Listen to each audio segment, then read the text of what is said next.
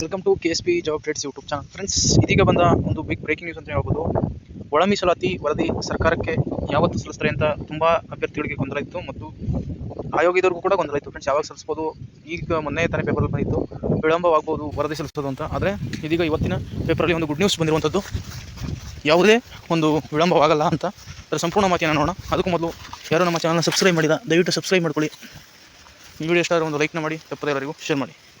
ಬನ್ನಿ ಫ್ರೆಂಡ್ಸ್, ಮಾಹಿತಿ ನೋಡೋಣ. ನೋಡಿ ಫ್ರೆಂಡ್ಸ್, ಎಸ್ ಸಿ ಹೊಸ ಒಳ ಮೀಸಲಾತಿ ವರದಿಯನ್ನು 30 ಅಂದರೆ ಇದೇ ತಿಂಗಳು 30 ಸಲ್ಲಿಸಲು ಒಂದು ಆಯೋಗ ತೀರ್ಮಾನ ಮಾಡಿರುವಂಥದ್ದು. ಅದರ ಸಂಪೂರ್ಣ ಮಾಹಿತಿಯನ್ನು ನೋಡೋಣ ಬನ್ನಿ ಫ್ರೆಂಡ್ಸ್.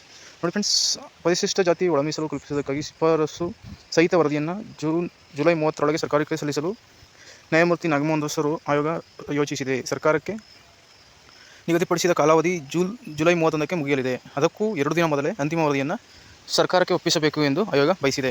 ನೋಡಿ ಫ್ರೆಂಡ್ಸ್, ಇದು ಇವತ್ತಿನ ಒಂದು ನ್ಯೂಸ್ ಪೇಪರ್ನ ಮಾಹಿತಿಯಾಗಿರುತ್ತೆ. ಒತ್ತಡ ತಂತ್ರ. ನೋಡಿ ಫ್ರೆಂಡ್ಸ್, ವರದಿಯನ್ನು ತ್ವರಿತವಾಗಿ ಪಡೆದು SC ಮೀಸಲು ವರ್ಗೀಕರಣ ಮಾಡಬೇಕು ಎಂದು ಪ್ರತಿಪಕ್ಷ BJP ಒತ್ತಾಯಿಸಿ ಆಗಸ್ಟ್ 1ರಂದು ಚಳವಳಿಗೆ ಧುಮುಕಲು ನಿರ್ಧರಿಸಿದೆ. ಸಾಮಾಜಿಕ ನ್ಯಾಯಕ್ಕೆ ಬದ್ಧವೆಂದು ಹೇಳುತ್ತಿರುವ ಸರ್ಕಾರ ದತ್ತಾಂಶಗಳ ಕಾರಣವಾಗಿ ಜವಾಬ್ದಾರಿ ಹೊತ್ತ ಆಯೋಗಕ್ಕೂ ಸಮರ್ಪಕ ಮಾಹಿತಿ ನೀಡದೆ ಕಾಲಹರಣ ಮಾಡುತ್ತಿದೆ ಎಂದು ದೂರಿದೆ. ಅಷ್ಟೇ ಅಲ್ಲ, ಆಗಸ್ಟ್ 15ರೊಳಗೆ ಮೀಸಲು ವರ್ಗೀಕರಣ ಆದೇಶ ಹೊರಡಿಸದೆ ಅನುಷ್ಠಾನಕ್ಕೆ ತರದಿದ್ದರೆ ಹೋರಾಟ ಇನ್ನಷ್ಟು ತೀವ್ರವಾಗಲಿದೆ ಎಂದು BJP ನಾಯಕರು ಎಚ್ಚರಿಸಿದ್ದಾರೆ. ಈ ಮಧ್ಯೆ ಸಾಮಾಜಿಕ ನ್ಯಾಯಕ್ಕಾಗಿ ಪರಿಶಿಷ್ಟ ಜಾತಿಗಳ ಒಳ ಮೀಸಲಾತಿ ಹೋರಾಟ ಸಮಿತಿ ವರದಿ ಅಂಗೀಕರಿಸಿ ಜಾರಿಗೊಳಿಸಲು ಒತ್ತಾಯಿಸಿ ಮತ್ತೆ ಚಳವಳಿಗೆ ಧುಮುಕಲು ಮುಂದಾಗಿದೆ. ಬೇಡಿಕೆ ಈಡೇರದಿದ್ದರೆ ಆಗಸ್ಟ್ 11ರಿಂದ ಸ್ವಾತಂತ್ರ್ಯ ಉದ್ಯಾನ ಅಂದರೆ ಫ್ರೀಡಂ ಪಾರ್ಕ್ನಲ್ಲಿ ಅಹೋರಾತ್ರಿ ಧರಣಿಯನ್ನು ಮಾಡ್ತೀವಿ ಅಂತ ಹೇಳಿರುವಂಥದ್ದು.